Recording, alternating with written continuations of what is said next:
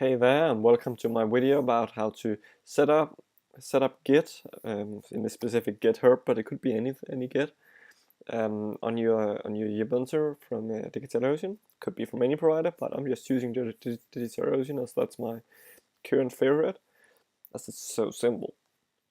And actually, I have a couple of accounts with them, and I'm really satisfied with them. But I have like, it's not to oversell anything, but I have a link here where you can get a $10 coupon code where I get like a tiny kickback for referring you. It's up to you if you want to use it, but it's just ServerTech.xyz/do. There's also a link under the video. Either if you're on the blog or if you're on YouTube. But let's get started here. I've just set up a completely new droplet, and as you can see, it's completely new. I love this. Go change the world. Let's do that. I'm going up here in the spotlight search, and I'm just checking the terminal. And you might think, oh, that's stupid asshole, you forgot that you have his password right here in front of me. But don't worry, first of all, this droplet won't exist more than just a few minutes until I'm done with it, and also have a new one. So that's the reason why I don't have more secure measure. But if you do any other videos, please take care of it. You don't share your password like this, or you do it by the same method as I do. So I go in here in the terminal and I type, quickly just type because I've done it so many times. But anyway, I'm going in here to just typing SSH, which is the protocol, space, root, and then @ and then the IP address as it's providing us there, 178.62.5.1.20. So you can see I've defined the root, and I've just defined that that is the IP address, and I'm good to go. So I'm just hitting enter, saying yes, I do want to accept this key. Doesn't come up with any other warnings. Other than it's permanently added, we just copy this and we paste it in here. If you're not on Mac, just to quickly let you know, it's rude not to just quickly mention it. Putty.nl, that is the Windows alternative. If you're on Linux, it's just completely like here, and then you probably won't be needing this tutorial, as this is more like entry Linux user manual. But here, if you're on Windows, just go down and download the first and the best here, Putty.xyz, and that do the similar thing to like the terminal here. Anyway, let's get back to it. I was unhappy.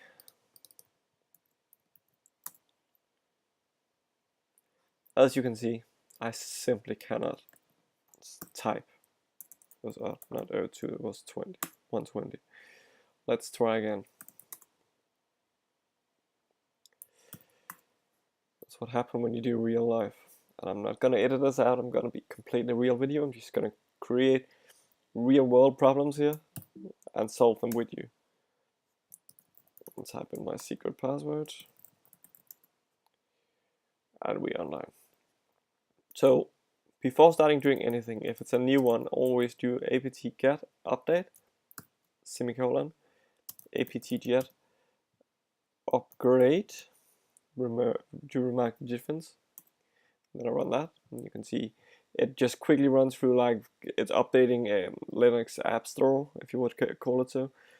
It's 100 years old, or I don't know, tens of years old. So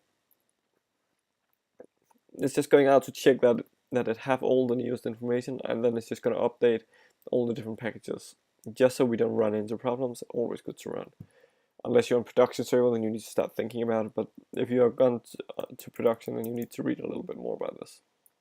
So I just quickly go and install just GIT, GIT, yes, installing it. And while it's doing that, I'm just gonna log on my GitHub account. Amazing tool, and now you can make unlimited project for $7 a month, I think it is. Go and check that out. I'm just gonna take like my first and best project here. Doesn't really matter. And then I'm just quickly going up, and I think it's right there. then you can see they have clone with SSH. I'm just gonna take this, and this is not gonna work, but I just wanted to see the error because so many I've seen doing this during the years have been going into these errors. But if I'm just git cloning, it's coming in and saying I want to accept it, and then it comes here and says that I don't have the appropriate access rights. So just like if it was like a regular browser, I can make tabs into this terminal, so I can just say cmd t, and then here I can just go and say I need my SSH key. If you can't generate that, just quickly Google it. It's just simple. Come on, SSH key Ubuntu generate or something like that. I'm just gonna quickly show you that I can't remember the sample, but it's really easy. It's just like you generate a code and go ahead with it. Let's see here where they're making the dir, and then they just run this code SSH key TRSA, and then follow this guy. Anyway, I won't go deeper into it because I just want to focus here. I already have a code, so I can just say open.ssh, then this folder open because I'm on Mac. Similar things exist on PC. I don't have the chance to go into it here, but I certainly probably will in another video when I get the opportunity of having access to Windows 7 or something. It's coming up there. So you can see I'm taking this ID rsa.pub, so .public, this is the public key, and I need to include this. Sorry, I'm completely wrong. That's actually if I wanted to go on the actual if I wanted to set it up on my local environment, but I don't want to. What a brain fart. Let's just see if it exists here. So cd.ssh. It doesn't exist. So this is fantastic because now we can actually follow this guide, so it's even more authentic, if you would call it so. We just stand completely just logged in, haven't done anything, we just paste this in to see how mode to see to 700, and we just run this SSH key. Just gonna run it through quickly. I'm just accepting the default, entering my password, and then we have it here. So then we go into the folder scd. I think it's command directory or something like that. It's going into the directory, and then we should say we want to go into .ssh and ls just to show what's inside, and we can see the id _rsa.pub. So that's the equivalent of what I've just shown here on my Mac. And now we're just here going ahead and typing. I think Nano is already installed, so let's use that. id _rsa.pub. You can see here we have the key. Bingo. And this key, I don't know what's the best way of doing that actually, because it's always a nightmare for like breaking it down. I think the best way is like taking like a FileZilla or something. You just type in here sftp and then just jump back into the email here. We take the IP to sftp, so now we go on SSH, so you don't have to install any FTP client or something. And username is always root, that's the main user, and then we paste in the password. And let's see if we can, yeah, we always trust that. Let's put that in the cache, perfect. Doesn't trust it. Sweet.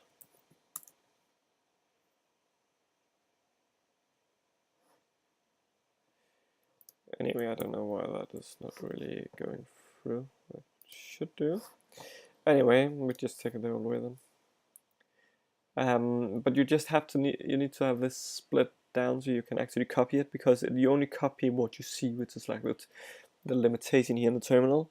So you just need to like get over there. Now we can split it down. Now we can see an entire key.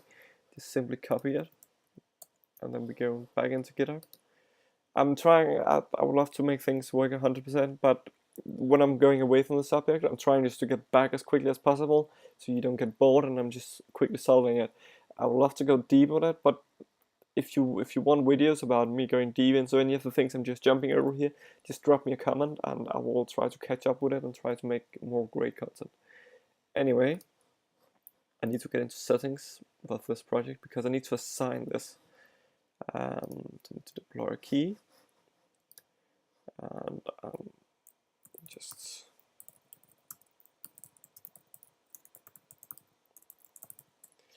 I'm just deploying this, and let's just say we want to write, and we just need to look here. So it was IV where I broke it up. IV, just break that back up so it's one key, otherwise it probably won't go through. Just confirm the password. Perfect. So you remember just a moment ago we have those read and write problems where when we typed in, I'll just mark it over here, when we typed in git, it just said permission denied, public key, could not read from remote repository, which is correct because we haven't given the key. Now we've got the key, we've generated the key on the server, we have been on GitHub and uploading the key, and have been accepting it. We've granted it read and write access, so now we should be lucky that we actually can be able to clone it. Just go back to the main directory here, and let's just make a folder here that's called test. We just go into test, cd test, and then we just go up and find our previous comment. You know, I'm just going up with arrow up to find these. Bingo, this is it. It's copying it, it's just indexing it, and then you are actually able to see what's inside here. Now you have my entire project in a split second. If I did want to, like, I need to go into the folder test prod, and then I can fire out my next command like git pull, and then it would pull and say bang, everything is up to date, already up to date. I can commit and all of that here. I won't go into deep on how to use the Git client here. That needs to be in a separate. This is just the setup part of how to use it on the terminal. So this is basically it. Do you remember that if you want to if you want like the free coupon, I can just show you that here. If you want the free coupon, then you can just simply go in on ServerTech.xyz/do. This is a $10 coupon for all new customers for DigitalOcean. It's a great start in the beginning. Do you remember I get a small kickback? But it's completely completely up to you if you want to use the coupon code. But I highly appreciate if you do it. Please comment under my videos if you want me to focus on any other areas that you might find useful, or have a look at ServerTech.xyz for you to have a great understanding of how Linux works and all of that I'm covering. Oh yeah, and one thing it's not to do too much advertisement, because I actually mean this shit. But just basically, I just wanted to show you some great a great experience I just actually had with DigitalOcean.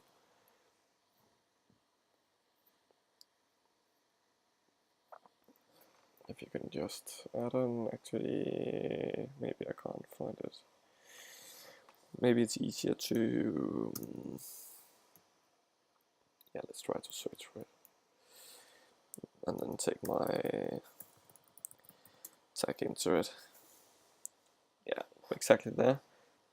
This is a really great way. They just send them like a random emails like, hey, my name is Chris from DigitalOcean support. I just wanted to reach out to let you know I'm here to help. Like, they actually have that extra energy to like reach out and make sure that everything is okay. And I just think that is absolutely amazing. And the funny thing is, I actually tested this out. DigitalOcean. Chris, I think his name is. I've had hundreds of emails with them throughout the time, so just need to be precise. But I was just like, I just responded like, I just posted this on Twitter, and that's smiling. And then just like, I don't even know, could be fun to see. 13, it was 1:23 p.m. and I was answering.